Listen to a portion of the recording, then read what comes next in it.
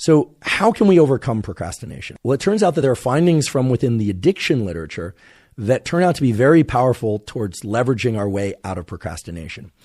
And it has to do with this.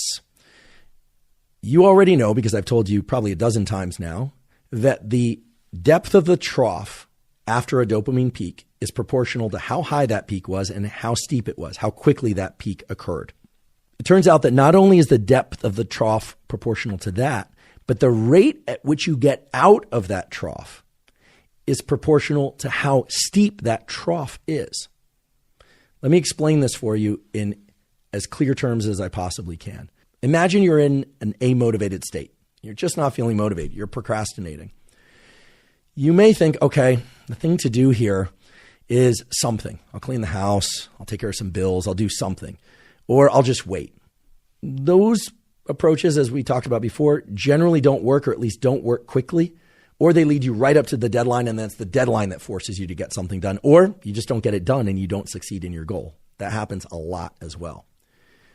However, if you were to take that state of being unmotivated, of procrastinating, and actually do something that's harder than being in that amotivated state, in other words, doing something that's more effortful, even painful, you can rebound yourself out of that dopamine trough much more quickly. So what do I mean? You want to put yourself in a state that's worse than or harder than the state that you're in, or do something quote unquote more painful. And here I want to be very clear. I'll say this 3 times, but I'm going to say it for the first time now.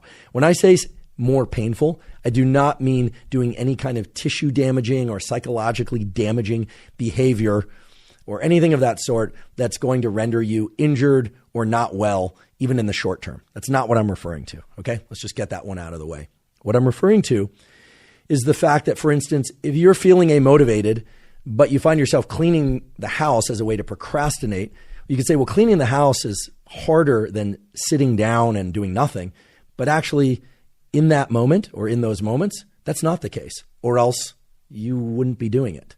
The reality is that the dopamine system works according to what feels hard or easy in the moment. In other words, if you're feeling amotivated, you need to do something and put yourself into a state that's harder than the state you're in. So for instance, if you're sitting around feeling amotivated, or you find yourself tending to tasks that are irrelevant to the goal that you really should be focused on, you need to put your body and mind into a state of discomfort quickly. And the way to do that is to either engage in some tangential activity, meaning an activity not related to your goal that puts your body into a very different state. So here again, I'll default to the obvious one, which is something like cold shower or cold immersion, which not only increases dopamine long-term, or over several hours rather, but for most people is experienced as pain. That pain causes a rebound out of that dopamine trough faster than it would occur if you had just stayed in that amotivated state and waited for it to go away, or done something like cleaning up that for whatever reason felt like it required less friction. When I say friction, I mean limbic friction. Your limbic system is always in this dialogue with your forebrain. And limbic friction goes 2 ways. Limbic friction can be you're tired and you don't want to do something, and so you have to, quote unquote, motivate to do it, energize yourself to do it. Or limbic friction can be that you're nervous and scared and anxious to do something, and you have to calm yourself in order to lean forward into action in order to do that thing despite the anxiety. I realize this can be a little bit confusing as a concept, so I want to go into a bit more detail. Let's imagine that you or somebody else does not like to exercise. You don't want to exercise, and you're trying to get your minimum of 5 days per week exercise, and you're just not motivated to do it. There are a couple different techniques to doing this. Assuming you've taken care of all the baseline stuff, all the foundational stuff we talked about earlier, and you're just not getting in gear, and you find yourself, checking your phone, or maybe you're tending to some tasks. Obviously, those things are quote unquote easier for you, meaning they cause less limbic friction than engaging in exercise. The typical advice would be just exercise for 1 minute. Okay, just get 1 minute of exercise, or 5 minutes, and then use the successful completion of that 1 or 5 minutes as a milestone that allows you to then move to the next milestone. And indeed, that approach can work. And it's exactly what I'm describing here when I say that you're in a state of lack of motivation or procrastination or both, and you need to put yourself into a more painful, not less painful state. So what do? You push up against that friction and you exercise for a short while, and then that pops you out of that trough. That's possible, but for a lot of people, even that won't be possible because they just can't get motivated, or they do that 1 minute or 5 minutes and they're just like, okay, I'm still in the trough. I'm not actually feeling that great. In those circumstances, it makes sense to do something that's tangential to the whole path that you're trying to pursue, this goal that you're trying to pursue.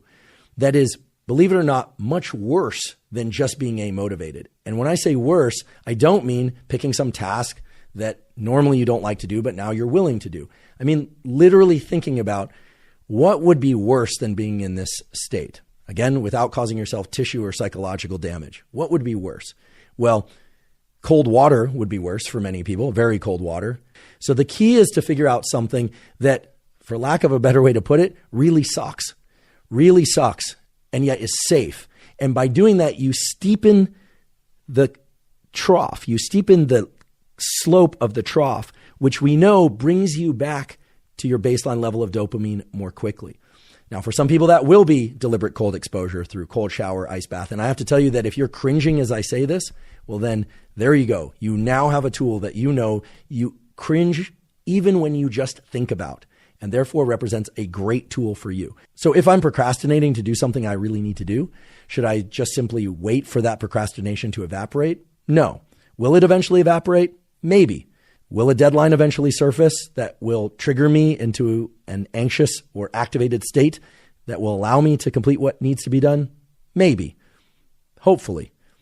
But better would be to get out of that amotivated state, that state of procrastination, quickly.